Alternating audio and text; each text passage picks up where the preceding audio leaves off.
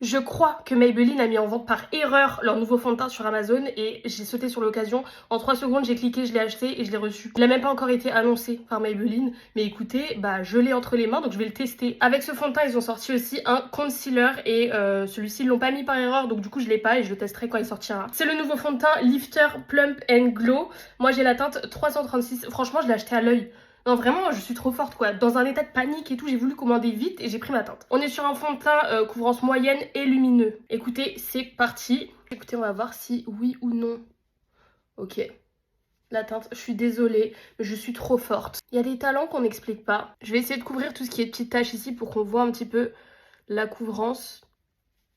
Ok, on est bien sur une couvrance moyenne, je pense. Pour l'instant, honnêtement, je suis satisfaite. Le seul point négatif, c'est que je pense que si vous êtes team full face, il va falloir que vous mettez beaucoup de pompe sur la main et du coup que vous utilisiez beaucoup de produits pour avoir le résultat que vous vouliez. Je pense que c'est le genre de fond de teint qui va bien aux personnes qui sont entre deux. Genre pas 100% full face, mais pas 100% clean girl. Un peu comme moi, genre. Genre si on n'y voit rien, je vois pas l'utilité, mais en même temps, je me vois pas avec quelque chose de ultra couvrant et qui se sent sur la peau. Donc je pense que si vous êtes dans cet entre-deux, honnêtement, c'est un très bon fond de teint. Je vais faire le reste de mon teint et je reviens. J'ai terminé mon teint et honnêtement, je suis archi surprise. Genre en fait, quand tu le regardes au miroir comme ça, il est super fin sur la peau dans le sens où vraiment, genre, t'as pas la sensation d'avoir un fond de teint épais. Je tiens à dire que c'est l'un des meilleurs fonds de teint drugstore, enfin du coup pas cher, que je connaisse.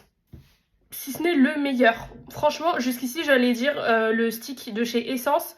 Mais en vrai de vrai, quand je compare, je pense que c'est celui-là. C'est totalement un fond de teint que je peux mettre tous les jours. Genre littéralement, alors que, dites-vous, j'utilise du Chanel au quotidien.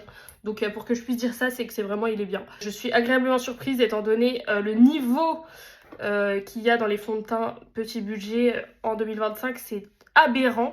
Je suis contente qu'il y ait ça qui sorte. Je sais pas si ça sort en 2026 ou en 2025, je ne sais pas. Je sais pas comment j'ai réussi à l'avoir de toute manière, mais écoutez, pas mal.